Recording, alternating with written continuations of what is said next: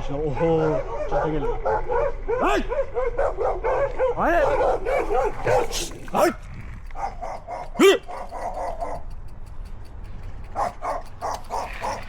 Orada küçük bir tane. Günaydın dostlarım. Saatlerimiz şu anda 6'yı gösteriyor. Saat 5'te uyandık. Şimdi güzel bir rotaya gidiyoruz. Bu rota İzmir'de olan arkadaşlar için gerçekten harika rotalardan bir tanesi. Burayı muhakkak eğer İzmir'deyseniz gelin bir ziyaret edin. Çünkü gerçekten muazzam bir yer. Zaten gittiğiniz zaman göreceksiniz birazdan. Bana diyorlar ki yat dinlen. İşte sabahın 6'sında ya da 5'inde kalkıp bisiklet sürmeye gidilir mi? Ya zaten hayat kısa. Yani niye gitmeyeyim abi? Niye kalkıp şu güzelliğin tadına bakmayayım? Yani bilmiyorum ama hayat böyle çok uzun uyumak için oldukça kısa diye düşünüyorum, eminim. Benimle aynı düşüncede olan arkadaşlar da vardır. Yokuşa doğru gelmeye başladık. Özellikle dağ bisikleti kullanan arkadaşlar bu rotaya muhakkak gelmeli. Önümüzde tam karşımızda siz de görüyorsunuz. Dik bir yokuş var. Önce o yokuşu tırmanacağız. Ondan sonra tatlı bir patika var. Oraya gireceğiz. Ve yolumuza devam edeceğiz. Şimdi burada önemli olan nokta şu. Eğer yokuş çıkıyorsanız ayakta değil, oturarak çıkmaya özen gösterin. Çünkü yokuş çıkarken ayakta çok daha fazla efor sarf ediyorsunuz. Ve bu da vücudumuzun daha çabuk yorulmasına sebebiyet veriyor. Bu nedenle oturarak yokuş çıkmak ve doğru sele açısıyla daha kolay ve daha rahat oluyor. Arka tarafıma doğru bakarsanız eğer, orada da nasıl dik bir yokuş çıktığımızı göreceksiniz arkadaşlar. Evet.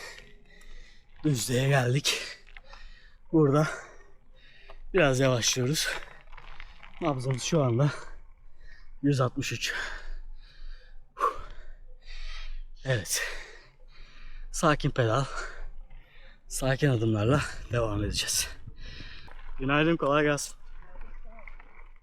Patikaya doğru ilerliyoruz. Özellikle böyle dik yokuşlar pedalladıktan sonra, çıktıktan sonra ayakta bisiklet sürmeye özen gösterin. En azından hem bacak kaslarınız biraz rahatlar, hem de popo kaslarınız biraz rahatlamış olur arkadaşlar. Evet, şimdi bahsettiğim patikaya gireceğiz birlikte. Bu patika kısa bir parkur. Ya burada ailenizle yürüyüş yapabilirsiniz. Tabii ki erken saatlerde olmak suretiyle. Çünkü belli bir saatten sonra burada alkol tüketiyorlar. Belki uyuşturucu madde alanlar vardır. Tam bilmiyorum. Burası önceden temiz bir yerdi. Ama şimdi etrafa şöyle baktığınızda birçok pisliğin varlığını görüyorsunuz arkadaşlar. Yani ne diyelim. Bakın mesela biraz yavaş geçeceğim burada. Hani şöyle etrafa baktığınızda her yerde dolu çöp olduğunu görüyorsunuz. Aslında olmamalı. Sahip çıkılması gerekiyor böyle yerlere. Ama biz insanoğlu olarak ne bileyim, herhalde olabildiğince pis varlıklarız. Yapacak bir şey yok. Aslında var da yapacak bir şey yok. Ne yapalım? Devam edelim hadi.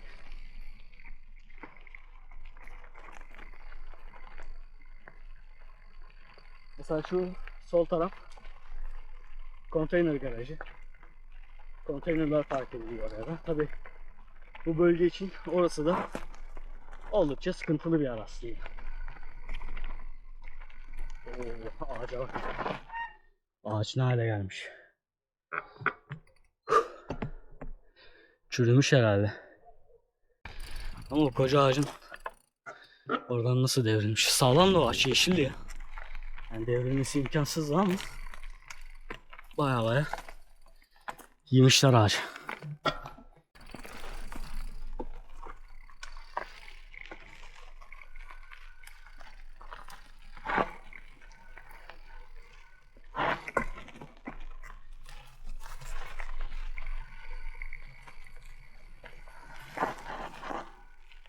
Özellikle bu tarz yollarda bisikletle gidiyorsanız arkadaşlar, çam iğnelerine dikkat edin. Çok ciddi anlamda bir kaymaya sebebiyet veriyor.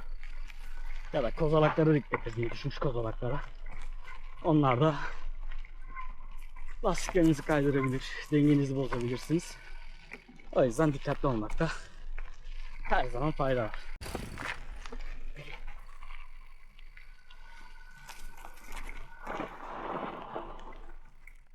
Acayip kaydırıyor, öyle böyle.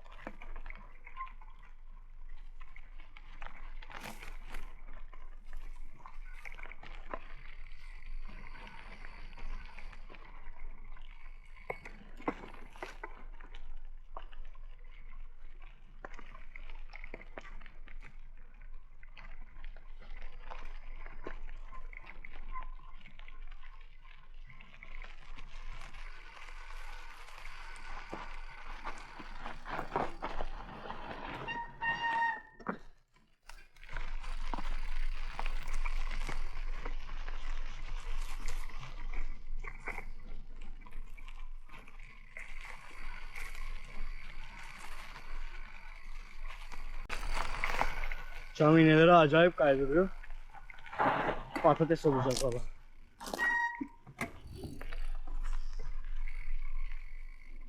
O yüzden her zaman dikkatli olacaksınız babacanlar. Yine söylüyorum. Tek başınıza sürüyorsanız 2-3 kat daha dikkatli olacaksınız.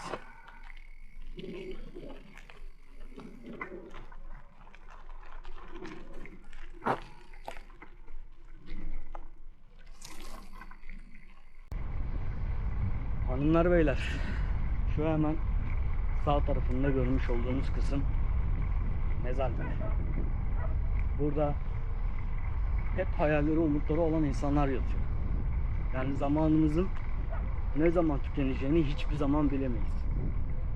O nedenle bence elimizde biraz olsun zaman varken, bir parçacık zaman varken bence isteklerimizin, hayallerimizin ufak da olsa peşinden gitmeliyiz diye düşünüyorum. Çünkü bu önemli. Yani şu toprağın altına girdikten sonra bu tadı zaten alamayacağız. O yüzden hayallerinizin peşinden gidin abi. Küçük adımlarla gidin. Koşturmayın, yorulursunuz. Küçük adımlarla, tatlı adımlarla gidin. İşte, oho, çata geliyor. Hayır! Hayır! Hayır!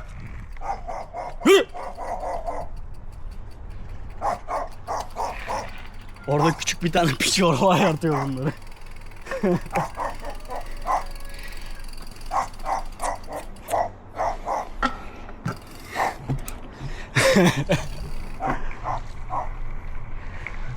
Ay öyle bir geliyorlar ki anasını satayım. Kıtmenin selamı var. Ayşe abla öyle diyordu. Kıtmenin selamı var, giderler diyordu. Bunlar Kıtmir'den anlar mı ya? Bunlara hayt diyeceksin, höyt diyeceksin. Ama birazdan girecek olduğumuz yer çok güzel. Şu çam ağaçları falan var sağ tarafta. Birazdan girdiğimizde ormanı göreceksiniz. Zaten oraya girerken direkt olarak oranın havası böyle acayip bir şekilde ferahlatıyor insanı, rahatlatıyor. Ormana doğru gidiyoruz. Orman görüyorsunuz sağ tarafta muhteşem bir şekilde duruyor. Birazdan gireceğiz. Özellikle bu noktaya geldiğiniz andan itibaren muhteşem bir şekilde arkadaşlar çam ağaçlarının kokusunu alıyorsunuz. Yani öyle bir serinlik geliyor, öyle bir güzellik geliyor ki bak buradan itibaren acayip bir serinlik başlıyor. Yani yolun güzelliğine baksana abi. Şuranın güzelliğine baksana. Burada gel. Bir saat yürü. Yemin ediyorum enerji depoluyorsun. Sonra bana diyorlar ki ya sen dağda bayırda bisiklet sürüyorsun. Sonra kalkıyorsun bir de işe gidiyorsun. Yorulmuyor mu abi, dinlensene. Ya evde oturup buradaki temiz havayı ciğerlerime nasıl çekeyim? Ha? Evde oturup şu yeşilliği, şu doğal güzelliği nerede göreyim abi? Var mı böyle bir şey ya? Şunun güzelliğine bak. Ormana girmek yasak şu anda. Özellikle biliyorsunuz ki İzmir'de orman yangınlarından sonra bence en doğru karar, en yerinde karar insanların ormana girmemesi. Özellikle yanıcı maddeyle sigara içen insanların ormana kesinlikle ve kesinlikle girmemesi oldukça önemli. Bak. Bak çöplere bak, bak. Bak çöplere bak. Şimdi bak bir şey göstereceğim, gel. Gel. Bak şurada yerde strafor var, gördün mü? Burada plastik ürünler, yani petrol ürünleri var. Şimdi bu burada yanmaya başladığı zaman bunu söndürmek ne mümkün? Yani ayıptır ya. Gerçekten böyle güzellikleri kirletmek hiç hoş olmuyor. Hiç güzel bir şey değil. Şimdi ormana girelim. Eğer bir memurla karşılaşırsak bize uyarır. Çıkın der. Biz de rotamızı burada tamamlamadan çıkarız.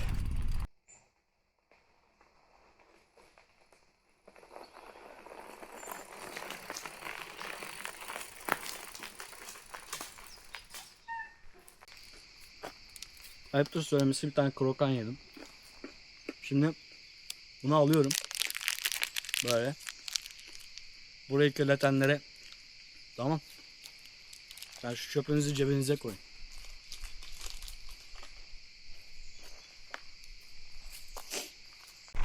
Abi sabah yani ben 5'inde kalktım, kahvemi içtim. Yola çıkmam 5:45 6. Yani değiyor be. Değmiyor değil yani. Bak şu ortamın güzelliğine bak. Yani hem sporumu yapıyorum, hem temiz havamı alıyorum, hem biraz aksiyon yapıyorum yokuş aşağı. Yani daha ne olsun abi yani. Ne olsun yani. Kalkın abi, uyanın. Uyanın gelin.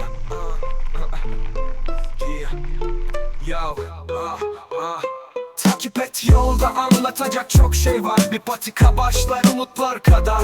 Rüzgarla yarışır tekerin sesi. Dünya sessiz, biz konuşuruz gizlice. Sabahın sisi iner vadilere. Sırtımda bir çanta, gönlümde hece.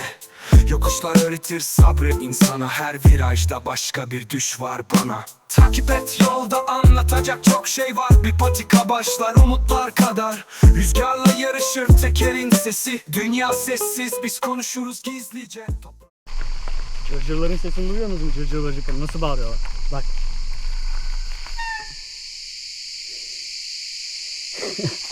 Şarkı söylüyor. Başlar umutlar kadar.